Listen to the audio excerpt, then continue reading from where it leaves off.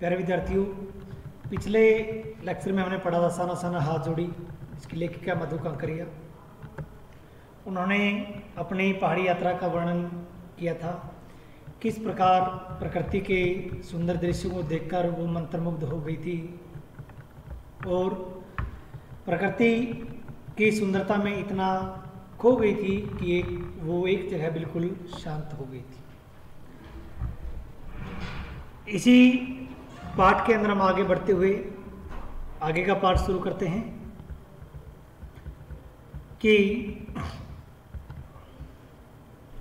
सब पर बादलों की एक मोटी चादर, सब कुछ बादल में, अर्थात चारों तरफ बादल छाए हुए थे और बादलों की सुंदर छाया में लेखिका का मन गदगद हो गया था। चित्रलेख सी में माया और छाया के इस अनूठे खेल को भर भर आंखों देखती जा रही थी। प्रकृति जैसे मुझे सियानी बनाने के लिए जीवन रहस्यों का उद्घाटन करने पर तुली थी। अर्थ कि प्रकृति के सुंदर दृश्यों को देखकर मुझे ऐसा आभास हो रहा था कि मानो मैं बहुत ही समझदार हो गई था। प्रकृति मुझे और भी अधिक समझदार बनाना चाहती हो। धीरे धीरे धुंध की चादर थोड़ी छटी।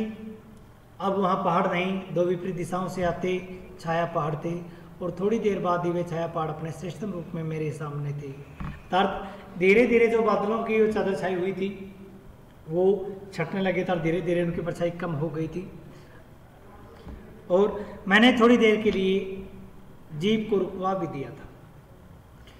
मैंने गर्दन घुमाई सब और जैसे जन्नत बिखरी पड़ी थी। अर्थात जैसे ही मैंने गर्दन को घुमाया ऐसा लग रहा था कि मानो जो जीवन की असली खुशी है, अर्थात जो जीवन के अंदर जो लोग स्वर्ग को प्राप्त करने की होड़ लगाए रहते हैं, असली स्वर्ग तो प्राकृतिक सुंदरता के अंदर ही छिपा हुआ है। नजरों के छोर तक खूबसूरती ही खूबसूरती था। जहां तक मेरी नजरें जा रही थी वहां तक खूबसूरती था, सुंदरता ही सुंदरता दिखाई दे रही थी। अपने को निरंतर दे देने की अनुभूति कराते पर्वत, झरने, फूलों, घाटियों और वादियों के दुर्लभ नजारे।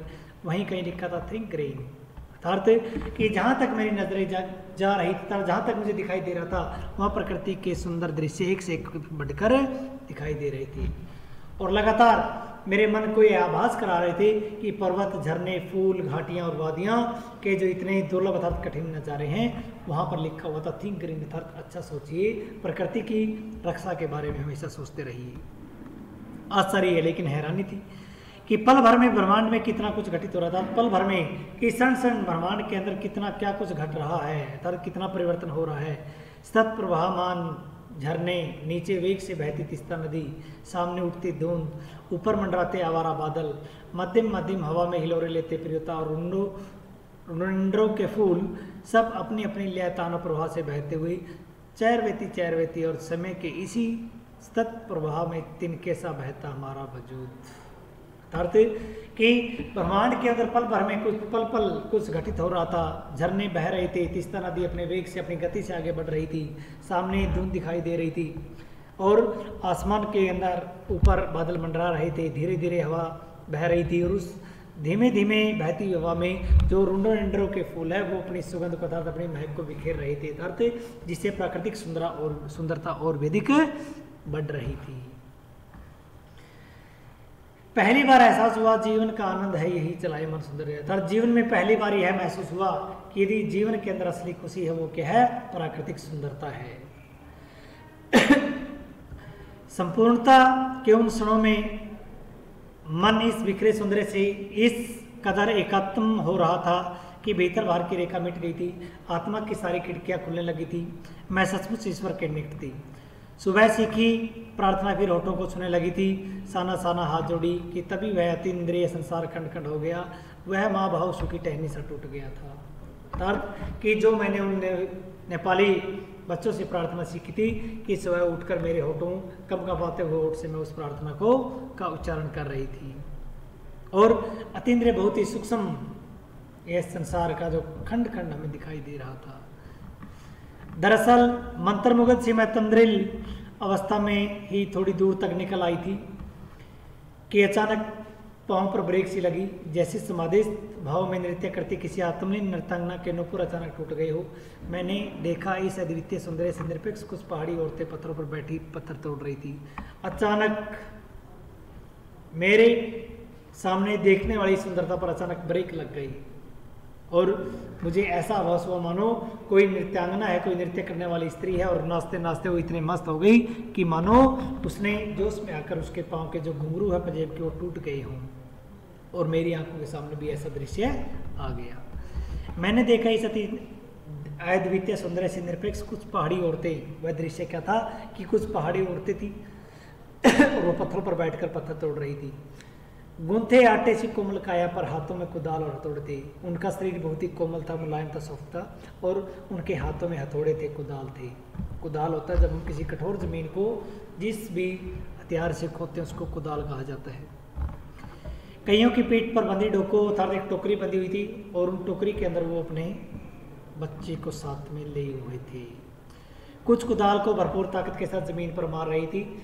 इतने स्वर्गीय सौंदर्य नदी, फूलों, वादियों और झरनों के बीच भूख, मौत, दैन्य और जिंदा रहने का यह जंग। कि प्रकृति का इतना सुंदर दृश्य है। नदियाँ बह रही हैं, फूल अपनी महक बिखेर रही हैं, घाटियाँ हैं, झरने बह रहे हैं और ये लोग मौत के मुंह में रहते हुए भी अपने आप को जिंदा रखने के लिए जीवन से जंग लड़ रहे हैं। मातृत्व और श्रम साधना साथ साथ अर्थात वो औरतें क्या कर रही है, साथ के साथ काम कर रही हैं और अपने बच्चे का पालन पोषण के लिए अर्थात अपने मातृत्व के धर्म को भी निभा रही हैं। वहीं पर खड़े BRO होता है बोर्ड रोड ऑर्गेनाइजेशन, जो रोड बनाने का या उसकी देखभाल करने का की जिम्मेवारी जिसकी होती है वो होता है बोर्ड रोड ऑर्गेनाइजेशन। के कर्मचारी से पूछा मैंने ये क्या हो रहा है। उसने चोहलबाजी होता है मुस्कुराते हुए अंदाज में बताया कि जिन रास्तों से गुजरते हुए आप हिम शिखरों से टक्कर लेने जा रही हैं उन्हीं रास्तों के पहाड़ी ने चौड़ा बना रही है। अर्थात उसने अपने मस्ती भरे अंदाज में कहा कि जिन रास्तों से आप बर्फ के शिखरों को, बर्फ की चोटियों को देखने के लिए जा रही हैं उन्हीं रास्तों को ये पहाड़ी औरतें अपनी मेहनत से, अपनी लगन से, अपने कर्म से चौड़ा कर रही हैं। बड़ा खतरनाक ये दृश्य, बड़ा खतरनाक कार्य होगा यह मेरे मुंह से अकस्मात निकला। अर्थात यह कार्य तो बहुत खतरनाक होगा। अचानक मेरे मुंह से ये शब्द निकल गए। वह संजीदा हो गया, कहने लगा पिछले महीने तो एक की जान भी चली गई थी। बड़ा दुस्साध्य कार्य है पहाड़ों पर रास्ता बनाना। तो उसने कहा कि वह बहुत ही शांत स्वभाव में बोला कि पिछले महीने तो यहाँ पत्थरों को तोड़ते तोड़ते एक की मौत भी हो गई थी। अर्थात यह पहाड़ों पर रास्ता बनाना बहुत ही कठिन कार्य है। पहले डायनामाइट से चट्टानों को उड़ा दिया जाता है, फिर बड़े बड़े पत्थरों को तोड़ मोड़ कर एक आकार के छोटे छोटे पत्थरों में बदला जाता है, फिर बड़े से जाले में उन्हें लंबी पट्टी की तरह बिठाकर कटे रास्तों पर बाड़े की तरह लगाया जाता है। जरा सी चूक और सीधा पाताल प्रवेश। अर्थात कि जो पहले बड़े बड़े पत्थर होते हैं, जो पहाड़ होते हैं, उनको डायनामाइट के से उड़ाया जाता है, उनको चट्टानों को, पत्थरों को तोड़ा जाता है, फिर बड़े पत्थरों को तोड़कर छोटा किया जाता है, फिर छोटे पत्थरों को तोड़कर रास्ते बनाए जाते हैं। अर्थात यह कार्य बहुत ही कठिन होता है। यदि थोड़ी सी भी चूक हुई तो सीधा पाताल प्रवेश में, अर्थात मौत निश्चित। तभी मुझे ध्यान आया, इन्हीं रास्तों पर एक जगह सिक्किम सरकार का बोर्ड लगा था जिस पर बड़े बड़े अक्षरों में लिखा था ever wondered who defied death to build these roads. आप ताजुब करेंगे पर इन रास्तों को बनाने में लोगों ने मौत को जुटलाया है। अर्थात जिन रास्तों से आप जा रहे हैं आपको हैरानी होगी, लेकिन इन रास्तों को बनाने में लोगों ने मौत का सामना किया, मौत को पीछे धकेला है। एकाएक मेरा मानसिक चैनल बदला, अर्थात मन पीछे घूम गया।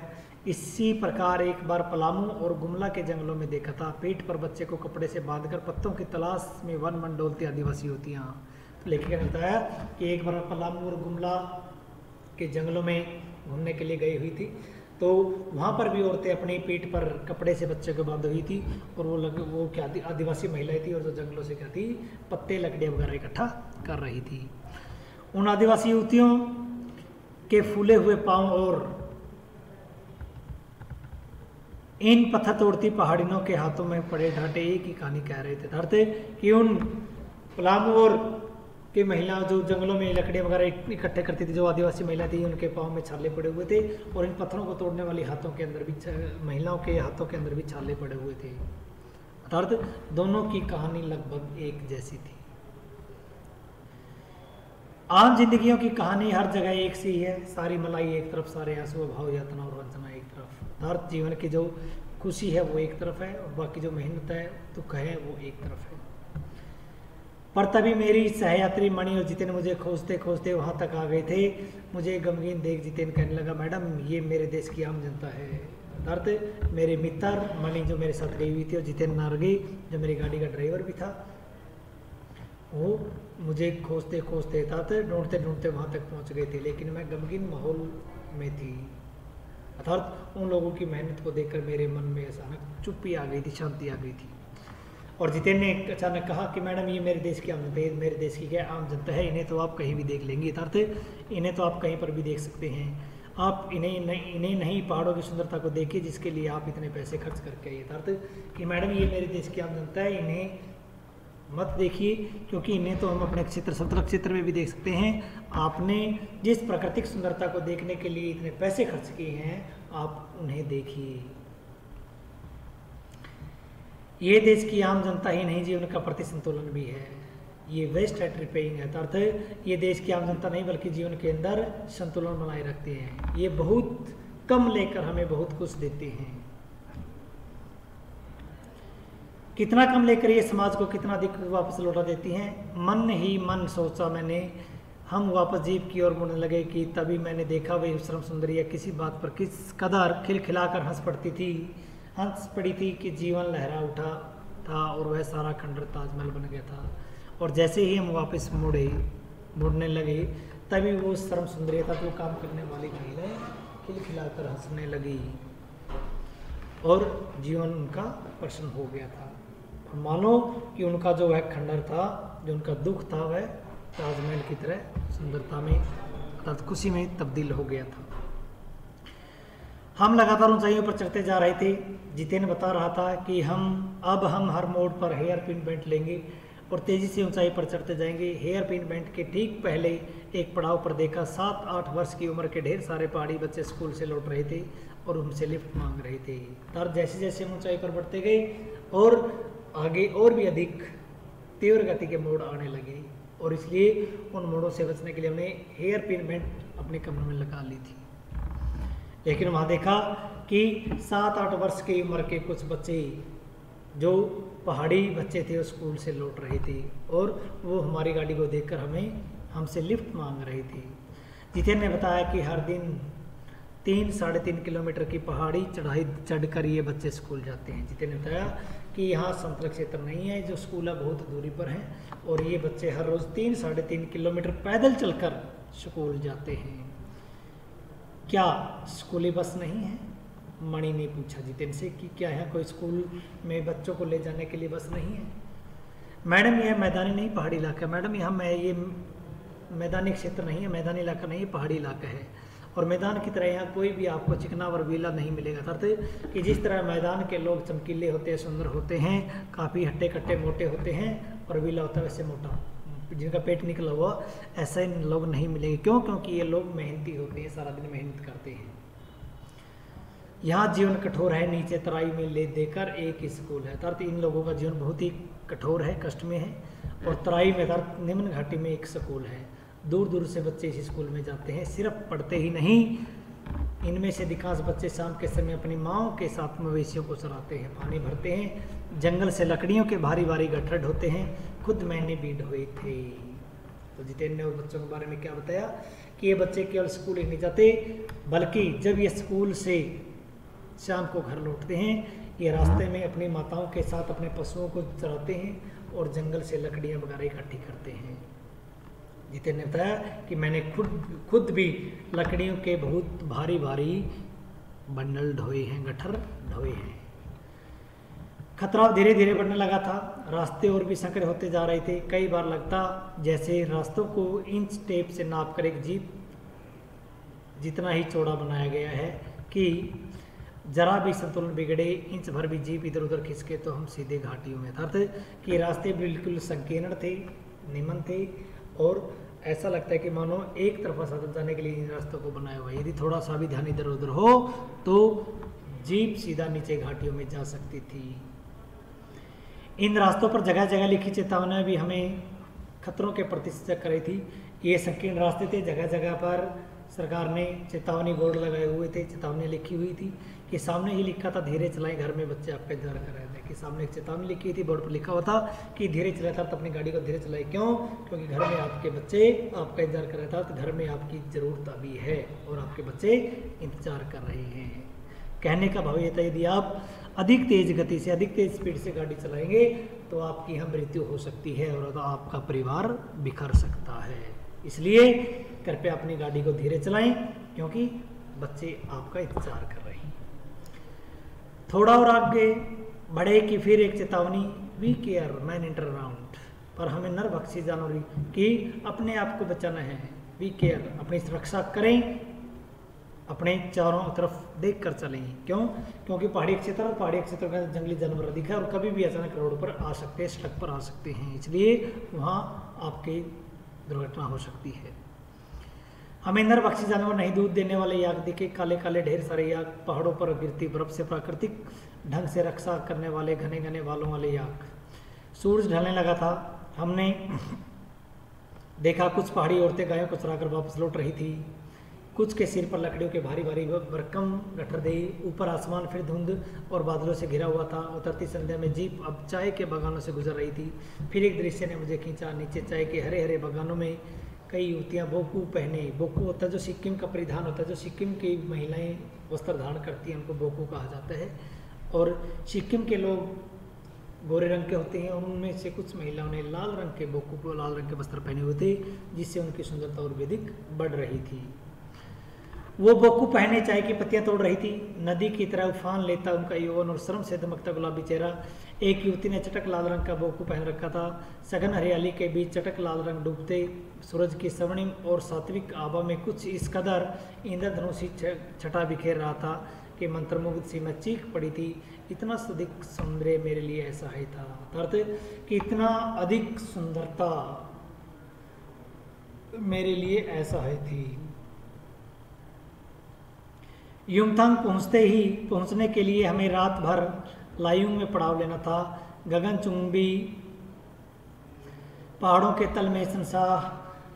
तल में सांस लेती एक नन्ही सी शांत बस्ती लायुंग थी। अर्थात युमथांग पहुंचने के लिए हमें रास्ते में रुकना था। कहाँ रुकना था? लायुंग। वो क्या थी? एक शांत बस्ती थी और पहाड़ी की बिल्कुल तलहटी में थी। सारी दौड़ धूप से दूर जिंदगी जहाँ निश्चित सो रही थी, उसी लाइन में हम ठहरे थे। तीस्ता नदी के तीर पर बसे लकड़ी के एक छोटे से घर में मुंह हाथ धोकर मैं तुरंत ही तीस्ता नदी के किनारे बिखरे पत्थरों पर बैठ गई। सामने बहुत ऊपर से बहता झरना नीचे कल कल बहती तीस्ता में मिल रहा था। मध्यम मध्यम हवा बह रही थी। अर्थ कि हम लाइन में एक लकड़ी के घर में ठहरे और मैंने वहाँ पहुँचकर शाम के समय हाथ मुँह धोकर तीस्ता नदी के किनारे बैठने लगी और ऊपर से जो झरना गिर रहा था वह बहुत ही सुंदर दिखाई दे रहा था। वहाँ वो झरने का पानी तीस्ता नदी में मिल रहा था और धीमे धीमे मध्यम मध्यम मतलब मंद मंद हवा चल रही थी।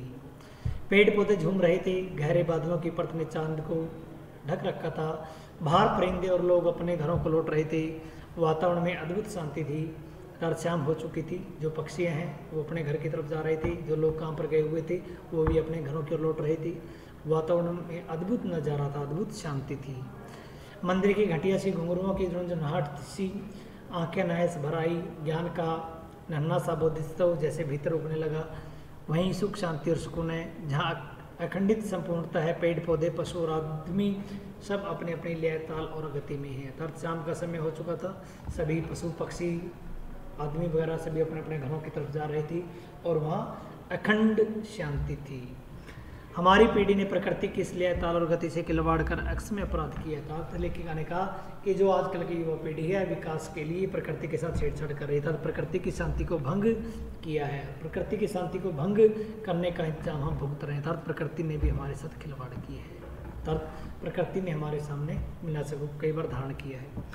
हिमालय मेरे लिए कविता ही नहीं दर्शन बन गया था। तो लेखिका ने बताया कि हिमालय अब मेरे लिए कविता ही दर्शन बन गया था। तब बहुत सुंदर दृश्य है था। इसका कुछ भाग हम कल करेंगे। यहाँ तक सभी बच्चे पढ़ें और अच्छी तरह समझें।